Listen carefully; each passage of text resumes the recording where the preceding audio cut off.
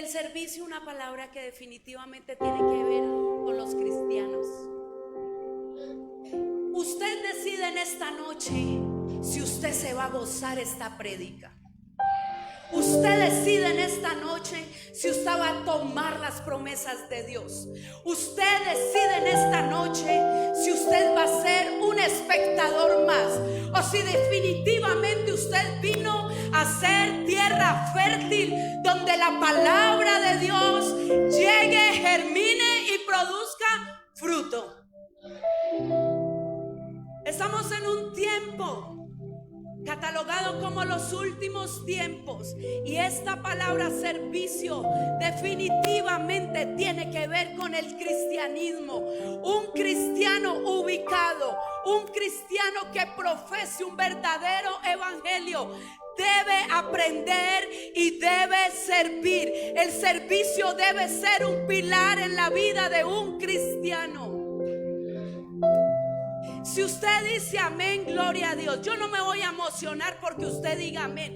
Yo estoy emocionadísima predicando, porque si hay algo que a mí me emociona es predicar la poderosa palabra de Dios. Eso a mí me emociona.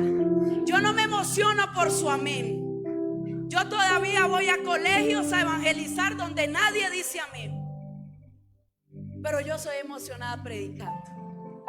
Me levanté a las 3 de la mañana hoy y no he terminado mi jornada, y a pesar del cansancio de haber estado en la zona rural alta de Jamundí, tengo fuerzas para venir a predicar. Y es extraño porque yo vengo cansada en el taxi, pero me paro acá y es como que me transformo, porque no hay nada más poderoso que de la boca de un simple mortal lleno de defectos y lleno quizás de las más mínimas posibilidades se pueda expresar la palabra de Dios, la palabra profética más segura de todos los tiempos, la palabra más viva y más eficaz, porque cielo y tierra pasarán, pero mis palabras no pasarán. La Biblia tiene en diferentes etapas de la historia bíblica, tiene diferentes formas de servicio, tiene diferentes formas en que Dios usa a las personas de acuerdo a los tiempos, de acuerdo a los días, de acuerdo a las necesidades. Y en una primera época de la historia bíblica, las primeras personas que moraron en la tierra, Adán y Eva, tuvieron una manera de servir a Dios. Decir servir, sí, estuvieron en el Edén un tiempo, tuvieron comunicación con Dios, hicieron lo que Él les decía, tuvieron una caída, el pecado, todos lo sabemos, pero ellos cumplieron una función dentro de la historia. Después de este tiempo viene Noé con un servicio extraordinario, un hombre que quizás le predicaba a multitudes, pero solo 8 personas pudieron atender el llamado que Él les hacía. Y es que es tan importante, porque ¿qué nos ganamos? Predicar y predicar si nuestra familia no puede estar segura en el arca.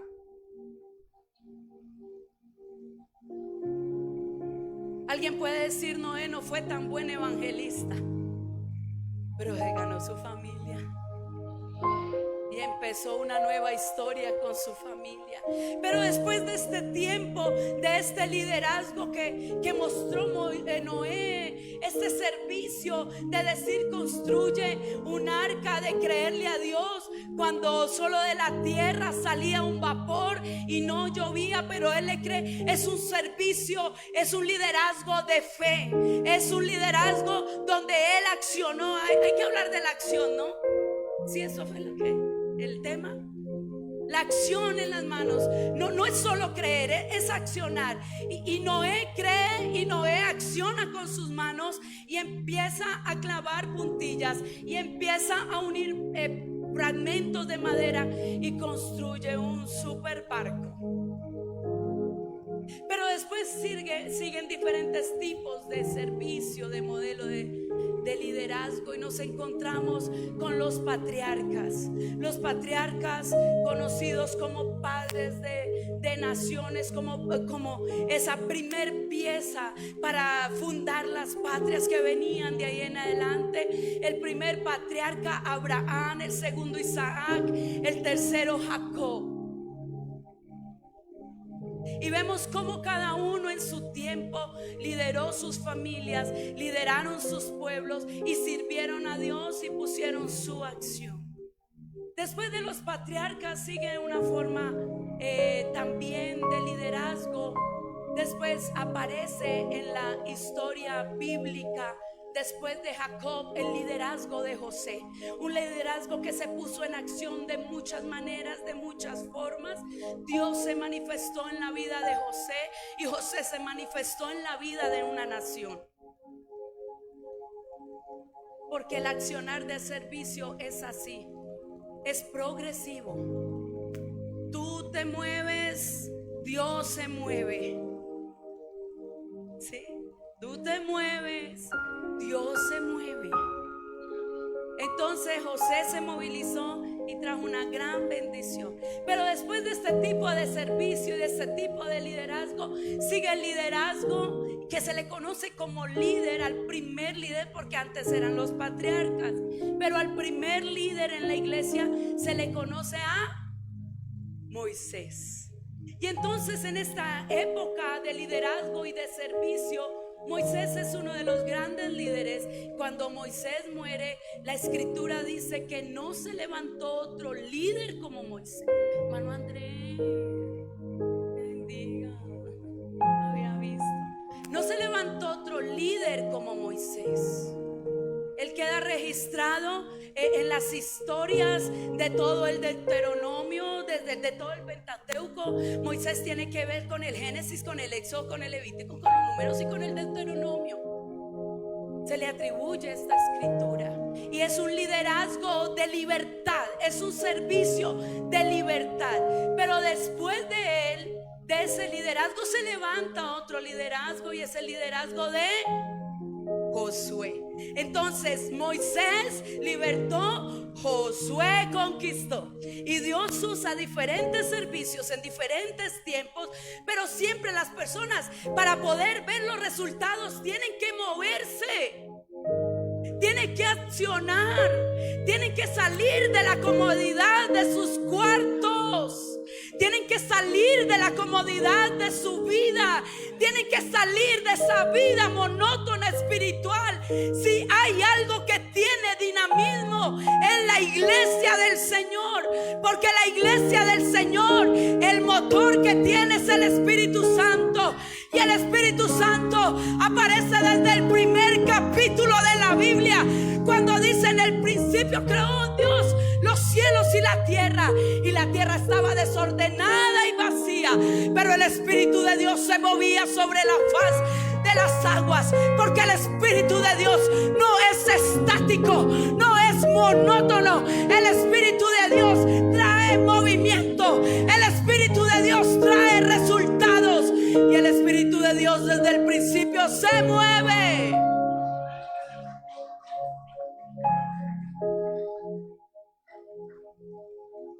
Oiga, yo nunca le había predicado hacia los niños. Los niños están aquí. Sí, ahí vamos bien. Un niño que me diga algún tipo de liderazgo que hayamos visto. ¿Quién fue el primer líder?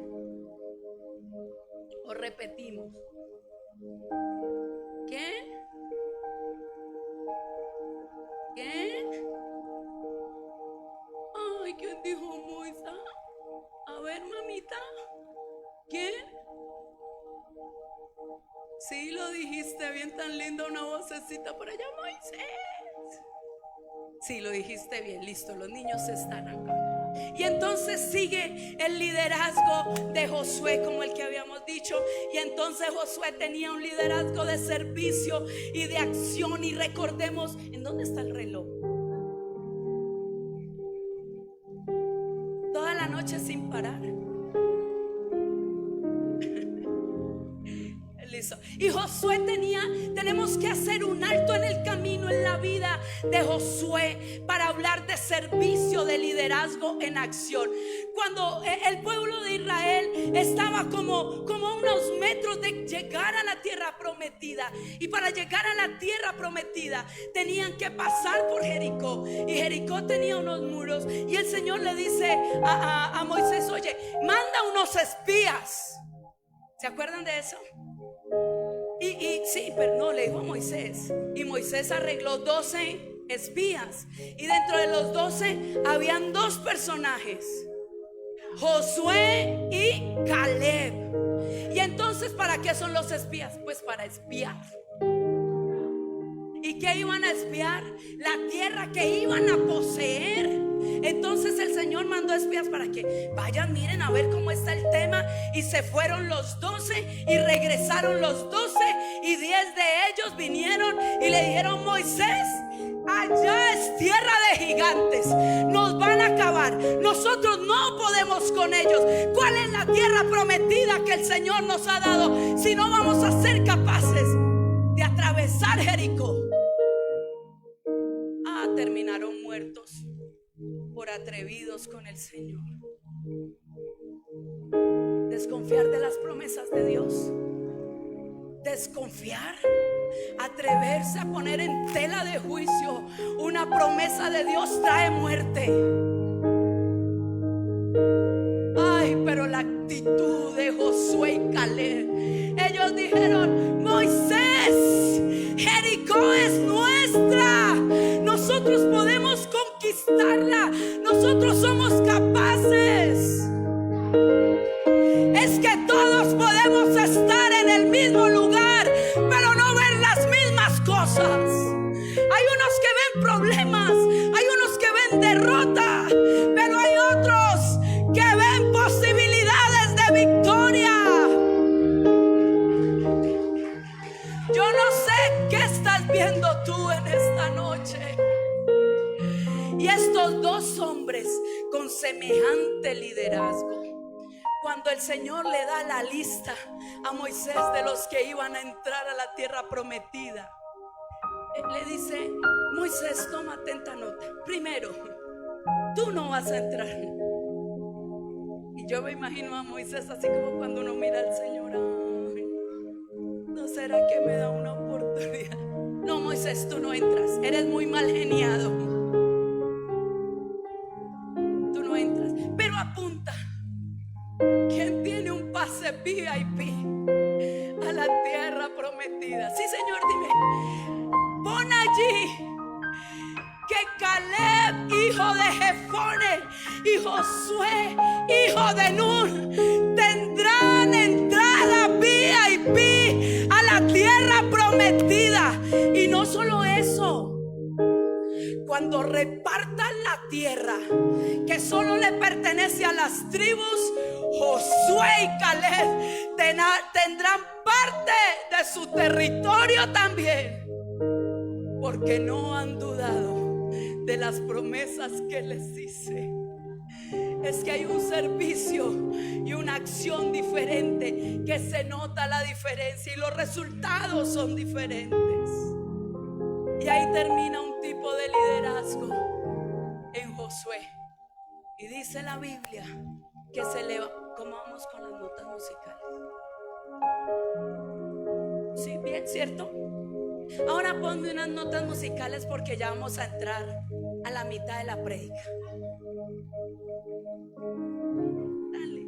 Me gusta que disfrutes la palabra. Solo Dios conoce tu mente, pero aquí en esta iglesia hay un espacio para ti también. Esta iglesia está diseñada para todos los seres humanos, porque hubo uno que murió por todos en una cruz que significa horizontalidad para todo el mundo. Aquí en los brazos de Cristo caben todos, hombre, caben todos. Y entramos aquí al periodo donde quiero hacer más énfasis de esta predicación. Dice la Biblia: cuando muere Josué y se levantó una generación que no conocía a Jehová. Y todo el mundo tuvo su territorio, todas las tribus, y las tribus se mezclaron en medio del territorio, porque no todos los pueblos enemigos fueron desechados. Se quedaron ahí en el territorio, en la tierra prometida. Entonces empezaron a convivir y a fusionarse. Y entonces, como el pueblo de Israel era como, tenía un espíritu como idólatra, y ellos iban haciendo lo malo, se fusionaban y ganaban más la espiritualidad desviada de los demás. Y entramos a la etapa de los jueces, otro tipo de liderazgo y de servicio. Dios levantó un juez para cada momento de la historia. Dependiendo la necesidad, así Dios levantaba el juez. Cada juez que hubo, que fueron aproximadamente 12, era un juez que Dios levantaba de cada tribu de Israel. Y vamos a empezar. Clic, por favor, en las diapositivas.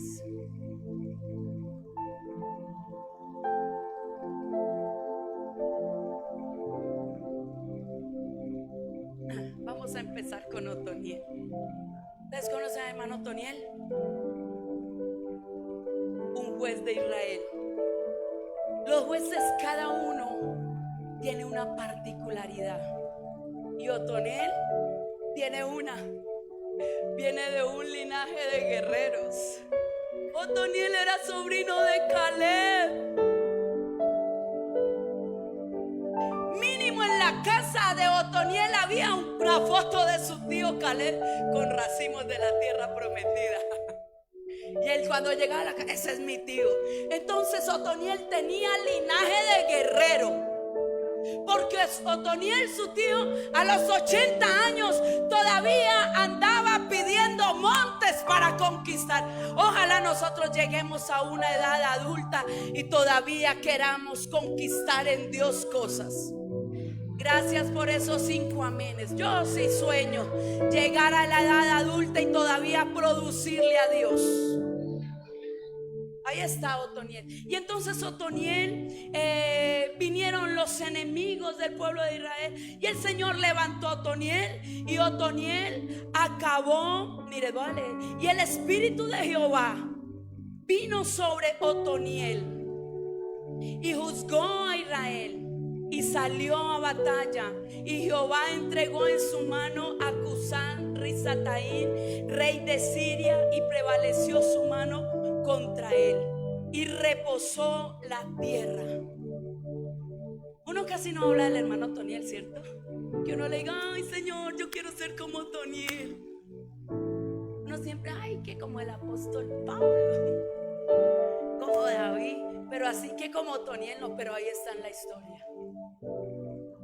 El primer juez que aparece en la historia. Su punto fuerte, su linaje de guerreros. Clic, por favor.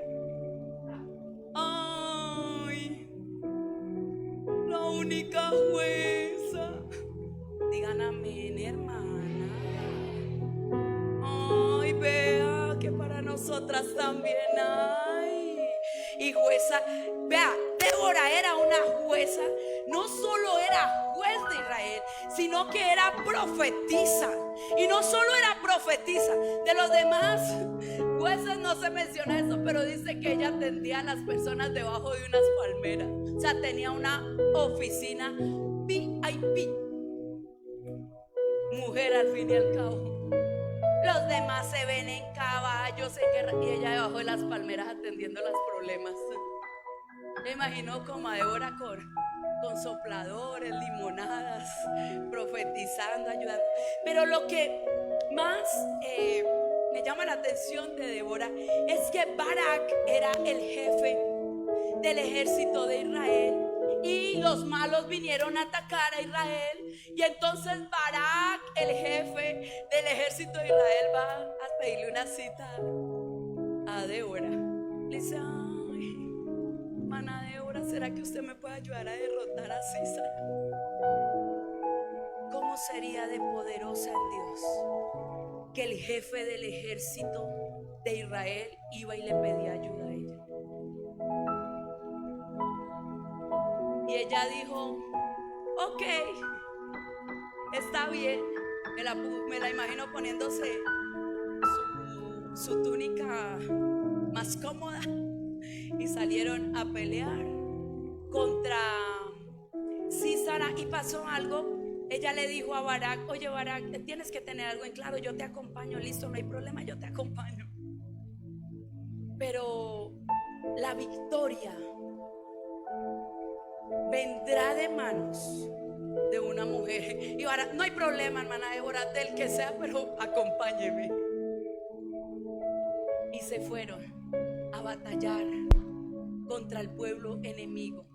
Y en esa batalla, Císara, el malo, venían persiguiéndolo Débora y Barak, y él paró porque estaba cansado y fue y encontró una casa y pidió el favor que lo dejaran entrar, y llegó a la casa de una mujer llamada Jael.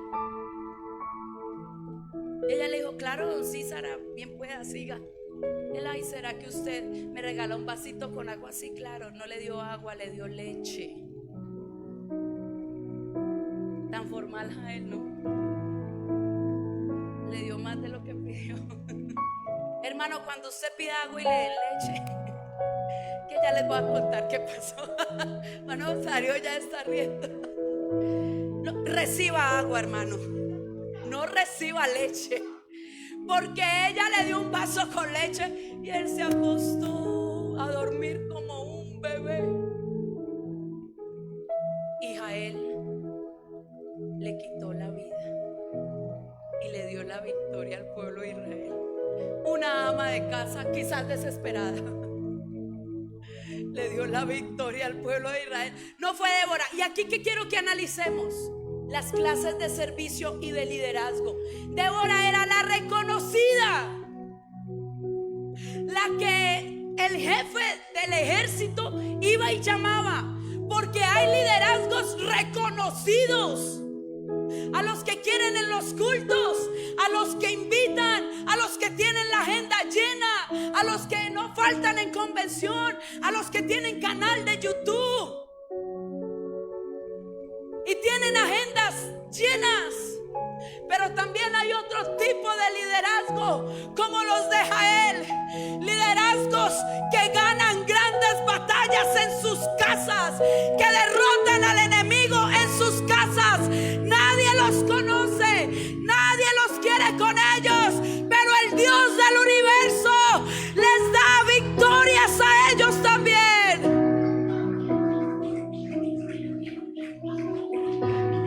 ¡Wow! Ese es el Dios que tenemos. El servicio visible, pero también el servicio invisible. ¿Cuál es mejor que otro? Ninguno. Lo importante es servirle a Dios en el lugar donde Dios nos ponga. Pero batallas ganadas para todos. Clic, por favor. Podemos ir cambiando.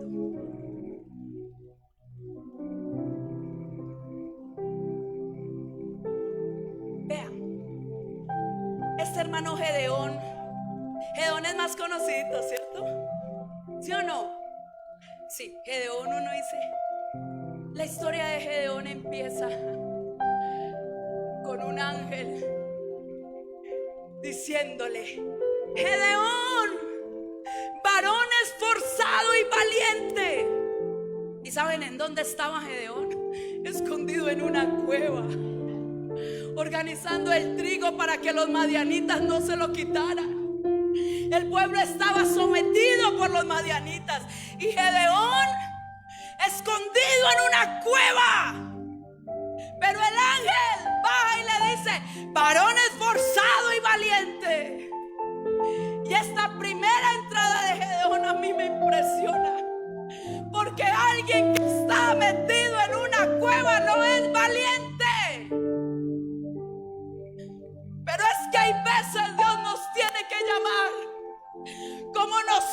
ni siquiera creemos lo que somos. El Señor le está diciendo: varón esforzado y valiente, y él está metido en una cueva. Pero es que Dios ve en nosotros lo que ni siquiera nosotros podemos ver. Tú estás ahí sentado, quizás metido en una cueva, organizando tu trigo, pensando que contigo no pasa nada, pensando que tu servicio está enterrado, pensando que no tienes suficientes talentos ni dones para el Señor, pensando que no eres suficiente. Pero desde arriba Dios no ve nuestra debilidad. Desde arriba Dios sigue viendo tu propósito. Y Él hoy vino a decirle a alguien que está escondido en cuevas: esforzados y valientes. Y Gedeón lo escogen como juez contra los madianitas, que eran peligrosísimos. Y entonces Gedeón ya como que, bueno, el ángel me dijo que yo era esforzado y valiente, entonces me voy a organizar un ejército. Tan lindo Gedeón. Se organizó un ejército de 32,000 hombres. Él tenía miedo todavía. Se organizó un ejército de 32,000 hombres y se fueron a la batalla. ¿Me haces efectos de caballos? Con el micrófono, mira. Se fue Gedeón. 32,000. No cualquiera se siente valiente con 32,000 soldados, ¿sí o no? Y Gedeón iba contento. Cuando de repente, hey Gedeón, el Señor paró. ¿Cómo diría eso? No sé cómo paran 32,000 caballos. Y pararon. Y el Señor le dice: oye Gedeón, ¿no te parece que vas con mucha gente? Y Gedeón: no, Señor, lo suficiente. No, Gedeón, vas con mucha gente, y yo necesito que los madianitas sepan que tú vas conmigo, Gedeón. Pregúntale a los 32,000 hombres quienes tienen miedo. Y se devolvieron 22,000. Era un ejército de miedosos, igualito al líder. Yo tengo efectos especiales en la preca. Igualito al líder. Se devolvieron 22,000 miedosos. No los vamos a juzgar, no estamos aquí para juzgar. Pero siguieron. ¿Cuántos? 32,000 menos 22,000. ¿Cuántos? 10,000. Ay, bueno. Bien, bueno. 10,000 no eran los 32,000, pero algo es algo. Sigamos. Y no, porque pasas a Sansón si todavía es eso. Y siguen allí, siguen la batalla. Cuando de repente otra vez el Señor: oye Gedeón, me parece que todavía vas con muchos.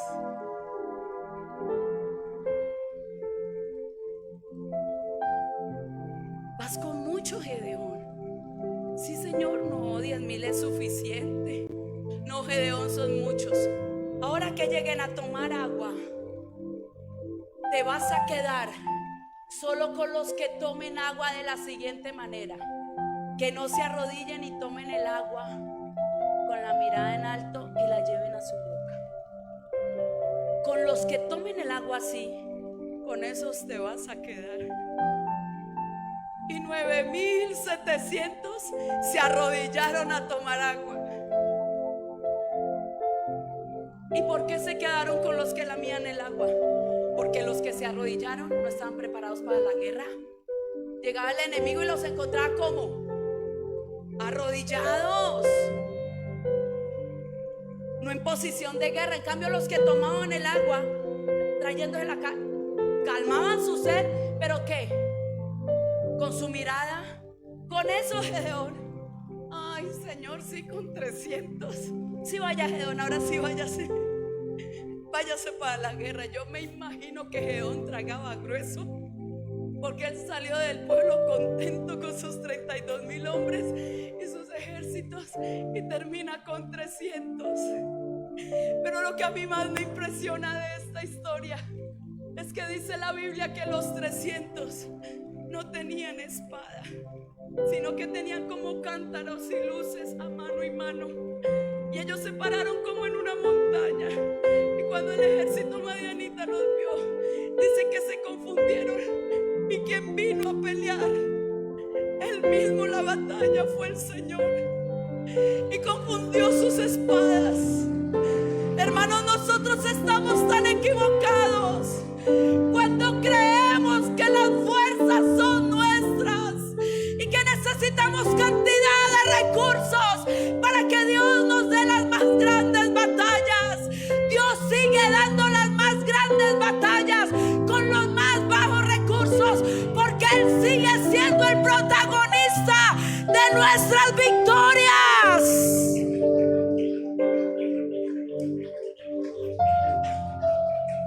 Clic, por favor. Ay, Sansón, ese sí es más conocido. Ay. Solo como 3 nacimientos fueron anunciados por ángeles: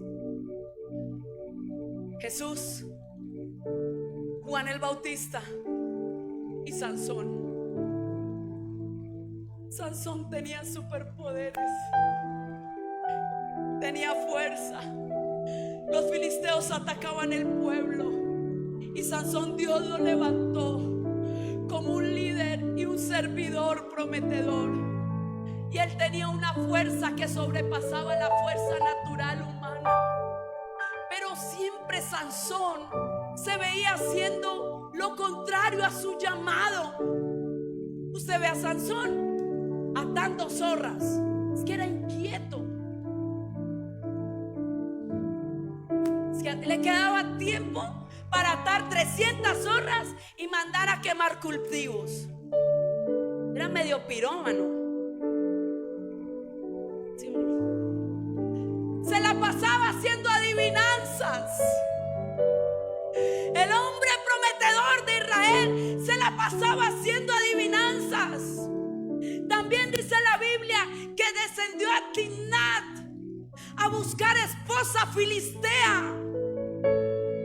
Era enamoradizo, débil con las mujeres, varios matrimonios. Miren, hermanos, Sansón nos deja tantas lecciones. Estoy segura, porque es una promesa de Dios, que todos aquí tenemos dones y talentos dados por Dios, pero no todos los utilizamos.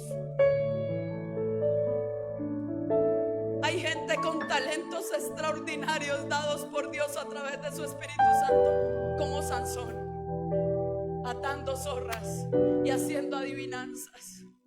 Un ser humano que tenga el privilegio de tener un don dado por Dios tiene que cumplir su propósito. Semejante poder no se puede desperdiciar. Semejante regalo no se puede desperdiciar. Usted se imagina, hermano José Darío, donde todos los cristianos utilizáramos los dones que Dios nos ha dado. Pero estoy segura que en esta noche yo pregunto aquí quienes tienen dones extraordinarios dados por Dios, y les da a muchos miedo levantar la mano, porque se creen inmerecedores de los dones de Dios. Pero es que los dones son una gracia, un regalo inmerecido, pero al fin y al cabo regalo. Lo recibes, lo usas, lo utilizas, lo tomas para ti, en beneficio de los demás.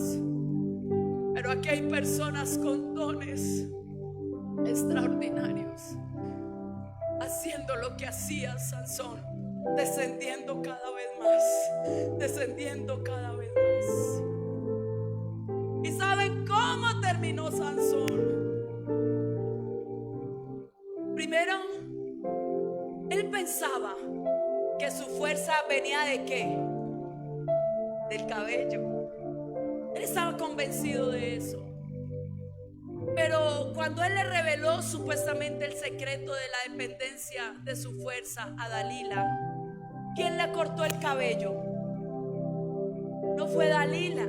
Dalila le avisó a los filisteos, y los filisteos vinieron. Dice la Biblia que él se hacía como 7 trenzas. Yo siempre me imagino a Sansón tan fuerte, tan grande, tan alto, con sus trenzas, y de repente un día amanece sin su cabello largo y sin sus ojos. Los filisteos le sacaron los ojos a Sansón, el hombre que su nacimiento había sido anunciado por un ángel. Dice la Biblia que ahora lo guiaba un jovencito, Sansón, el hombre fuerte, guiado por un muchachito. ¡Qué vida tan desperdiciada la de Sansón! Y Sansón lo amarraron en el templo de los filisteos, así como con 2 columnas, con cadenas lo amarraron. Y es la única vez en la historia de la vida de Sansón que se ve orando el pastor José Darío. Nunca más oró, nunca más se muestra orando. Ya cuando estaba allí, le oró al Señor que tuviera misericordia. Y el Señor tuvo misericordia y le dio su última batalla ganada. Y él empezó a orar, y él pensaba que la fuerza era de su cabello. La fuerza era el regalo que Dios le había dado. Y él empezó a orar, y Dios le dio tanta fuerza que pudo derribar las columnas del templo de los filisteos. Y ese día murieron más filisteos que todos los que había matado en su vida. Pero encima de esas rocas, encima de esas columnas, quedó enterrado una de las más grandes promesas bíblicas, Sansón. Porque eso es lo que busca el enemigo: enterrar tus dones, enterrar tus talentos, hacerte creer que no eres merecedor, entretenerte en otras cosas del mundo, desviarte de tu propósito, hermano. Pero levanta allí donde estás tu mano derecha. Dile: Señor, permíteme tener claro cuáles son mis dones. Dile: Señor, que nunca yo entierre mis talentos y mis dones. Dile: yo no quiero terminar como Sansón. Dile: no, el enemigo a mí no me va a ver destruido. Mis dones no terminarán sobre roca, mis dones no terminarán derribados. No, hasta que tú vengas. Dile: hasta que tú vengas, yo quiero desarrollar mis dones y mi ministerio, Señor. Dile: yo quiero servirte, Señor.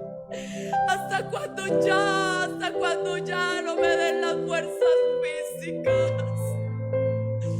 Gracias, Señor, gracias.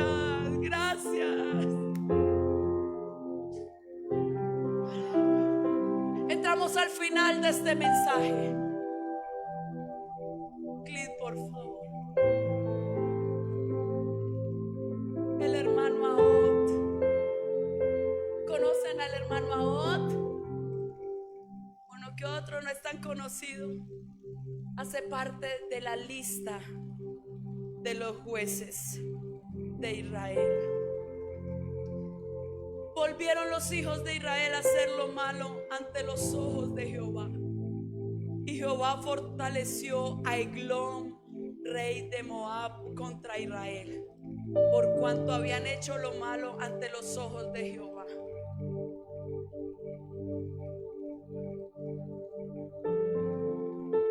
El rey Eglón, rey de Moab, tenía súper sometido al pueblo de Israel. Entonces necesitaban un libertador, necesitaban un juez, pero no sabían a quién decirle. Entonces se les ocurrió a los ancianos del pueblo, ¿cómo se dice? Sobornar al rey Eglón con un regalo. Y los ancianos del pueblo fueron a la la casa de este joven llamado Ahod. Tocaron. Sí, buenas, ¿está Ahod? Sí, soy yo. ¿En qué les puedo servir? Necesitamos que le lleves un regalo al rey Eglón, el que nos tiene sometidos, el que nos tiene esclavizados. Llévale este presente. Y él dijo: sí, un momentico. Y dice la Biblia que Ahod entró a su casa, a lo profundo, a su habitación, y sacó un puñal, una espada que él mismo había hecho, y se la ciñó en su cuerpo, debajo de su ropa. Y él dijo: ¿qué es lo que le tengo que llevar al rey Eglón?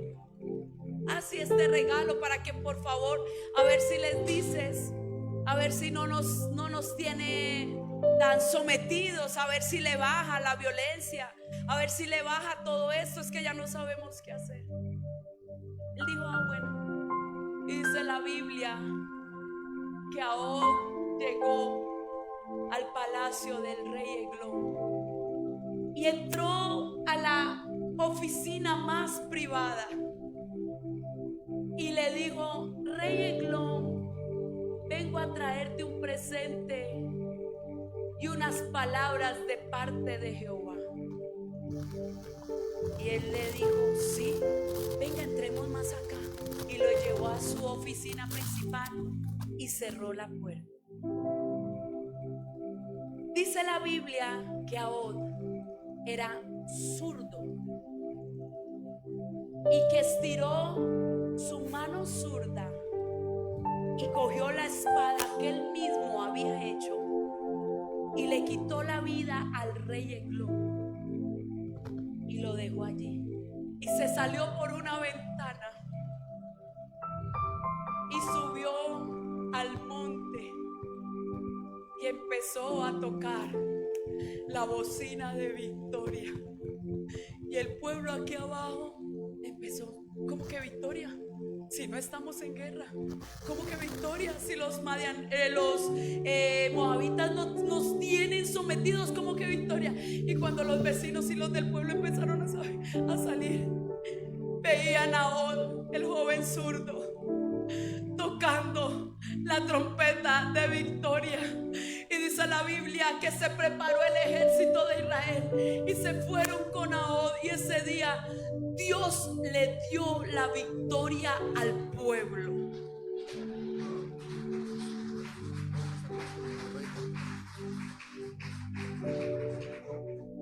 Vamos a hacer la contextualización.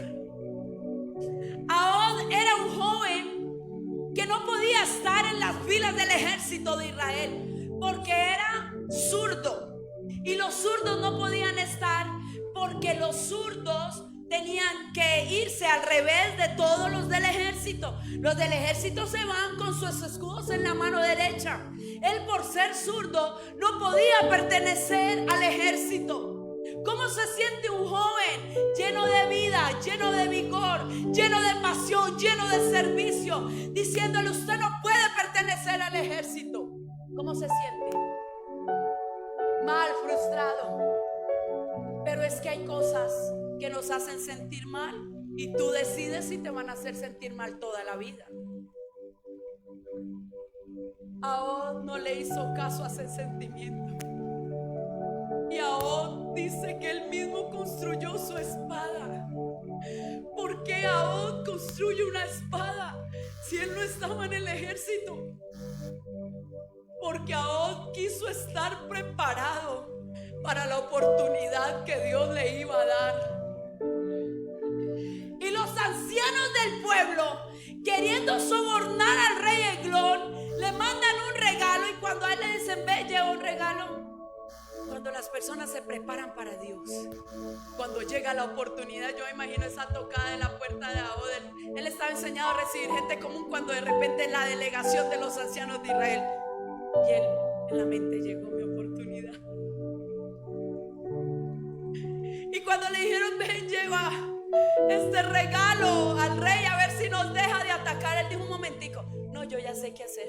Dios a mí me dio la estrategia completa. No solo me dio la habilidad para hacerme mi propia arma, sino que yo mismo sé qué voy a hacer con ella, y se la puso. Y cuando llegó donde el enemigo, sin piedad lo acabó. Porque al enemigo no se le llevan regalos.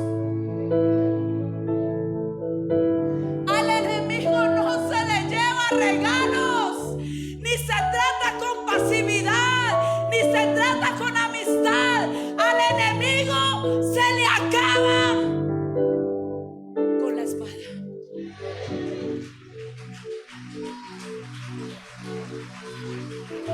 Hay cristianos contemplando al enemigo. Hay cristianos llevándole regalitos al enemigo. Un pie aquí y otro pie en la iglesia. Pero cuando tú estás preparado para el servicio, tú esperas la más mínima oportunidad para que Dios haga algo con tu vida. Y ahí está Od, con el regalo, me lo imagino yo. Y el rey, el enemigo, lo vio como un mensajero, como lo vieron los ancianos. Pero no sabía que adentro de Od había un guerrero que solo estaba esperando que el enemigo se le atravesara para acabarlo. ¿Tú te imaginas la actitud de Od frente al rey Eglón? ¿Tú te imaginas lo que sintió Od cuando se subió en el monte de Efraín y tocó la victoria de la batalla? Hermanos, Od nunca estaba en las listas de los comités. Od nunca era la persona en la que todos pensaban. Od no tenía un grande liderazgo ante los pueblos. Para las personas, Od podía ser solo un simple mensajero. Pero para Dios, el zurdo Od se convertiría en uno de los jueces más poderosos en Dios. Sí, Otoniel tenía familia prestante. Débora tenía muchos talentos. Gedeón tenía ejércitos. Sansón tenía fuerza. Pero Od solo tenía debilidades. Y es que Dios es especialista en trabajar en las debilidades nuestras para convertirlas en grandes victorias. Y vamos a hacer un último recorrido. Devuélvete desde Otoniel, por favor. Que esto me encanta. Cuando juzgó Otoniel, el pueblo duró en paz 40 años. Cuando la jueza fue Débora, el pueblo duró en paz 40 años. Cuando Gedeón fue el juez, el pueblo duró en paz 40 años. Cuando Sansón fue juez, dice que el pueblo no duró en paz, sino que Sansón lideró 20 años.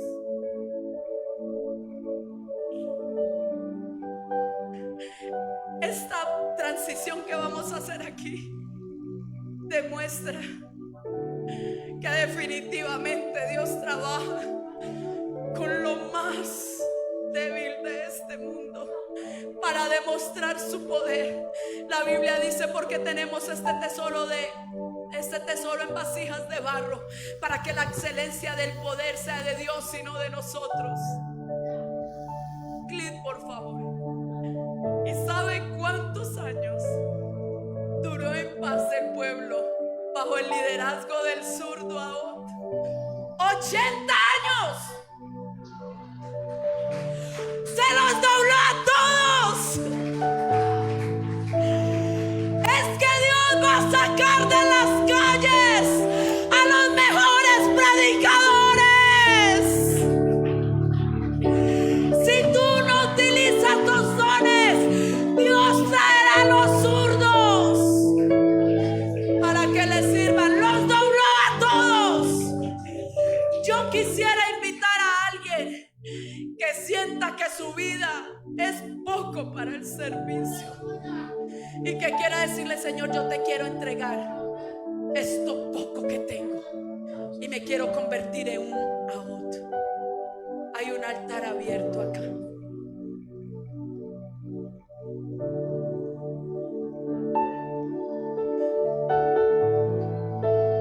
Trae tu debilidad, trae tu vergüenza, trae lo que no le quieres mostrar a nadie. Trae, tú de pronto no estás en las listas de muchos, pero estás en la lista de Dios. Oh, sí,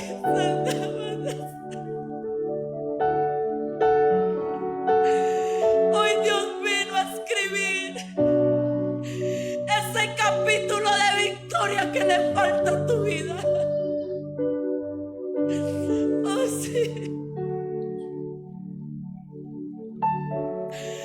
Dile al Señor que quieres estar preparado para la oportunidad que Él te va a dar. Dile al Señor que tú no estás dispuesto a llevarle regalitos al enemigo. Tú vas por tu victoria. Créeme que hay un monte de Efraín para ti. Nadie va a pensar que tú vas a tocar la victoria para tu pueblo. Pero Dios tiene un diseño para ti. Dios tiene diseñada una victoria para ti. Una victoria que tiene tu nombre.